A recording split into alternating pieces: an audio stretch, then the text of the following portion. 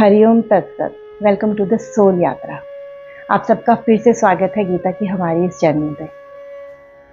अभी तक जो हमने गीता की सारी लर्निंग्स की हैं वो सारी की सारी ना प्रैक्टिकल यूज़ में करने वाली हैं। यानी कि हमें उसके लिए अपनी लाइफ को बहुत ज़्यादा ड्रास्टिकली चेंज करने की ज़रूरत नहीं है। हम उनको वैसे ही अपनी लाइफ में उतार सकते हैं और उनको यूज़ कर सकते हैं।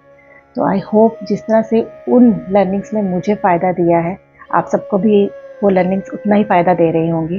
तो अगर आपको और आगे जानना है ना, तो इस सीरीज़ पे बने रहिए और इस वीडियो को एक लाइक ज़रूर कीजिएगा और चैनल को सब्सक्राइब ज़रूर कीजिएगा। तो अब हम शुरू करते हैं गीता की नई लर्निंग। हम सब सांसारिक प्राणी हैं, यानी कि हम इस संसार में रह के सब संबंधों के साथ रह के, यानी कि हम रिलेशंस में भी रहना चाहते हैं, हम सारी सुख सुविधाएं भी पाना चाहते हैं और मन में सुख और शांति भी लाना चाहते हैं। यानी हम अपने कर्मा भी अच्छे रखना चाहते हैं, हम सुख शांति भी पाना चाहते हैं और हम सारी सुख सुविधाएं भी पाना चाहते हैं अपने परिवार के साथ।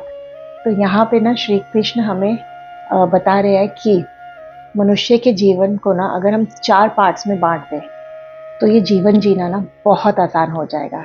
तो चलिए जानते हैं कि ये 4 स्टेजेस मनुष्य की हैं क्या। अभी तक तो हमने जाना कि हम किन किन कर्मों के द्वारा मोक्ष के रास्ते पे चल सकते हैं, यानी कि उस मुक्ति के द्वार तक पहुंच सकते हैं। तो यहाँ पे श्री कृष्ण अर्जुन को बता रहे हैं कि हम ना गृहस्थ जीवन में रह के भी अपना हर कार्य करते हुए भी उस मुक्ति के द्वार तक पहुंच सकते हैं। तो उसके लिए ना उन्होंने हमारे जीवन को 4 भागों में बांट दिया है। तो अगर हम अपने जीवन को ना 100 वर्ष का माने तो हर 25-25 वर्ष को ना एक एक स्टेज दी गई है। यानी कि शुरुआत के 25 साल जो होंगे ना उसे ब्रह्मचार्य जीवन कहते हैं।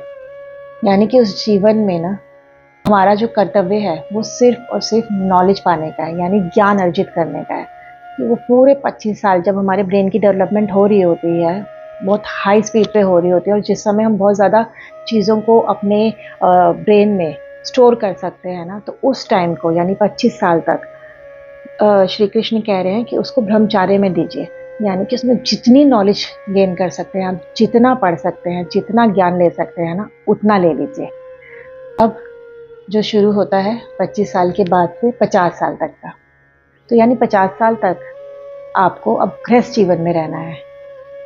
25 साल में जो आपने ज्ञान अर्जित किया है, अब उस ज्ञान से अपनी व्यापार शुरू करें, रोजी रोटी शुरू करें और अब अपना गृहस्थ जीवन शुरू कीजिए, जिसमें आपके अपने बच्चे होंगे, बच्चों की पालन पोषण होगी।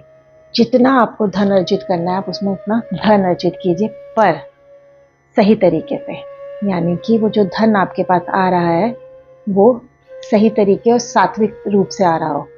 तो इसमें श्री कृष्ण कह रहे हैं कि ये जो पूरा 25 साल है ना, आप अपना धन अर्जित करने में लगाइए, अपने बच्चों को अच्छे संस्कार देने में लगाइए, क्योंकि वही आगे के भविष्य होंगे। तो ये जो 25 साल तक यानी 50 साल तक सॉरी आप अपना जीवन काट रहे हैं, ये पूरी तरह से गृहस्थ जीवन होगा। और 50 साल के बाद शुरू होता है वानप्रस्थ आश्रम। यानी कि अब 50 साल के बाद ना आप सारा अपना जो आपने किया है वो अपने बच्चों पे दे छोड़ दीजिए, अपने बच्चों के परिवार पे छोड़ दीजिए और अपना वन की तरफ निकल जाइए। पर इस युग में तो ये पॉसिबल है ही नहीं कि हम लोग जंगल में जाके रहें और जंगल में जाके दोबारा से एक नई ज़िंदगी शुरू करें। तो आजकल के ज़माने में ना इसको मैं इस तरह से कहूँगी कि आप ना तीर्थ पे निकल जाइए। तीर्थ हो या दुनिया देखना निकलिए, क्योंकि जब हम लोग घर से बाहर स्टेप आउट करते हैं ना, तो हम बहुत सारे लोगों से मिलते हैं जिनके पास बहुत ज़्यादा नॉलेज होती है। अगर हम तीर्थ करने जाते हैं तो हम जगह जगह बहुत डिफरेंट लोगों से मिल रहे हैं जिनके पास भगवान से रिलेटेड बहुत सारी स्टोरीज़ हैं, बहुत सारे मार्ग हैं कि आपको कैसे मुक्ति मिल सकती है। तो उन सारी जगहों पे ना घूमना शुरू कीजिए, उन्हें देखना शुरू कीजिए, विजडम गेन करना शुरू कीजिए कि अभी तक जो हमने किया वो तो हमने गृहस्थी के लिए किया, धन अर्जित करने के लिए किया, पर अब जो हम कर रहे हैं ना, अब हम विजडम गेन करने के लिए कर रहे हैं। तो हम जैसे जैसे ये जो तीर्थ यात्रा करते थे या बाहर घूमते थे, तो उनको ना बहुत सारे ऐसे लोग मिलते थे जो उन्हीं की तरह होते थे। यानी सत्संग होता था कि सेम सोच वाले लोगों से मिलते थे। और ज़्यादा वो नॉलेज की तरफ बढ़ते थे, और ज़्यादा वो परमात्मा की तरफ बढ़ते थे।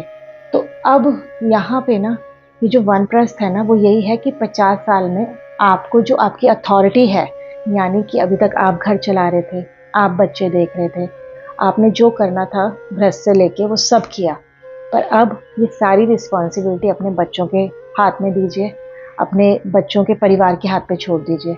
और इसके पीछे ना एक लॉजिक भी हुआ करता था, क्योंकि अगर 50 साल के बाद आपके बच्चे आप ही के साथ रह रहे होते थे, तो उन दोनों के विचारों में ना मतभेद होना शुरू हो जाता था। बच्चे चाहते थे घर गृहस्थी वो अपने हिसाब से चलाएं, और जो बड़े बूढ़े होते थे वो सोचते थे कि जैसे चल रही है वैसे चलने दें। तो उसमें ना क्या होता था कि घर में मनमुटाव बहुत होता था। तो इस मनमुटाव से बचने के लिए ना कहा गया है कि 50 साल के बाद आप वन में चले जाइए, यानी 50 साल के बाद आप अपनी अथॉरिटी छोड़ के अब भगवान की तरफ अपना रुख कीजिए, ताकि अब आपको वो विजडम मिले, जिस विजडम के द्वारा ना आप मुक्ति के द्वार तक पहुंच सकें। तो अभी तक तो हमने 50 साल के बाद की बात की। अब 50 साल के बाद आपका जितना भी जीवन है, यानी कि अगर आप 75 साल के होते हैं और आपने सारे तीर्थ कर लिए, या आपने वो सारी विजडम पा ली, वो सारी नई सोच ले ली, जिससे आपका जीवन और बेहतर हो सकता है ना, तो अब श्री कृष्ण कह रहे हैं कि अब आप संन्यास आश्रम में चले जाइए। तो उस ज़माने में तो संन्यास आश्रम में जाना बहुत इजी हुआ करता था, क्योंकि बहुत सारे ऐसी सुविधाएं हुआ करती थी कि लोग संन्यास में जा सकते थे, रह सकते थे। तो अब के ज़माने में हम संन्यास कैसे लें? तो यहाँ पे संन्यास का मतलब है कि अब आप सारी मोह माया से ना डिटैच्ड हो जाइए। यानी कि आपने अभी तक जितना भी धन अर्जित किया है, आपने जितना भी शोहरत पाई है, आपने जितना भी दूसरों के लिए कुछ किया है, उन सब से ना आप डिटैच्ड हो जाइए।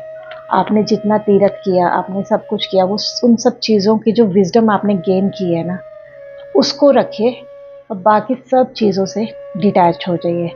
तो अगर इन केस अब अगर आपको मन करता है कि हम अपने घर वापस आते हैं, तो वो अगर आप उस समय अपने घर वापस भी आते हैं ना, तो एक सन्यासी की तरह आइए, ना कि एक गृहस्थ की तरह आइए।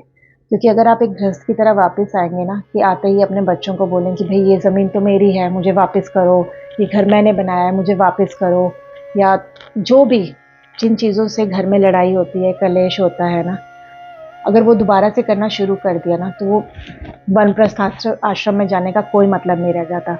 तो अगर आप वापस आते भी हैं संन्यास आश्रम से, तो एक सन्यासी की तरह आए, यानी कि एक डिटैचमेंट के साथ आए, कि सब कुछ जो है ना वो सब परमात्मा का है, मेरा कुछ नहीं है। और हमेशा उनके लिए थैंकफुल रहिए। द मिनट आपके अंदर ये फीलिंग आएगी ना, तो पहली जो प्रॉब्लम की जो जड़ है, यानी कि मैं, हर चीज़ मैंने की है, वो ख़त्म हो जाएगी। तो जनरली जनरेशन्स में जो प्रॉब्लम आती है ना, वो इसी वजह से आती है कि एक जनरेशन सोचती है कि सब कुछ मैंने किया है, और दूसरी जनरेशन सोचती है कि मुझे बनाने का मौका दो। तो सारी लड़ाइयाँ तभी होती है जब पहली जनरेशन अपनी अथॉरिटी नहीं छोड़ती, और दूसरी जनरेशन अपनी अथॉरिटी के लिए लड़ रही होती है। तो हर किसी को ना बराबर मौका दिया जाना चाहिए। तो श्री कृष्ण ने जो ये 4 स्टेजेस बनाए हैं ना, वो बहुत सोच समझ के बता रहे हैं कि अगर हम इन स्टेजेस को ना ध्यान से और सोच के साथ, एक समझदारी के साथ फॉलो करें ना, तो हमारा जीवन बहुत अच्छी तरह गुजर सकता है, और हम बहुत आराम से इस जीवन से मुक्ति पा सकते हैं। तो ये तो था आज का श्री कृष्ण का ज्ञान हम लोगों के लिए। आई होप आपको ये समझ आया होगा, बिकॉज समटाइम्स ना बहुत सारी चीज़ें ऐसी होती हैं जो हम पढ़ते तो हैं, पर उसको ना एप्लीकेबल नहीं कर पाते अपनी लाइफ में। तो ये एक ना ट्विस्ट के साथ मैंने आपको समझाने की कोशिश की है कि जो उस ज़माने में बोला गया था, उसका अब क्या मतलब है, और उसको कैसे हम लोग निभा सकते हैं, कैसे यूज़ कर सकते हैं। तो आई होप आपको गीता की ये लर्निंग पसंद आई होगी। अगर आपके कोई सुझाव हो या कमेंट हो, तो ज़रूर मुझे बताइएगा, और इसी तरह से मेरे साथ मेरी गीता की इस जर्नी में बने रहिएगा। तो तब तक के लिए हमेशा खुश रहिए, मुस्कुराते रहिए और स्वस्थ रहिए। हर हर शंभू।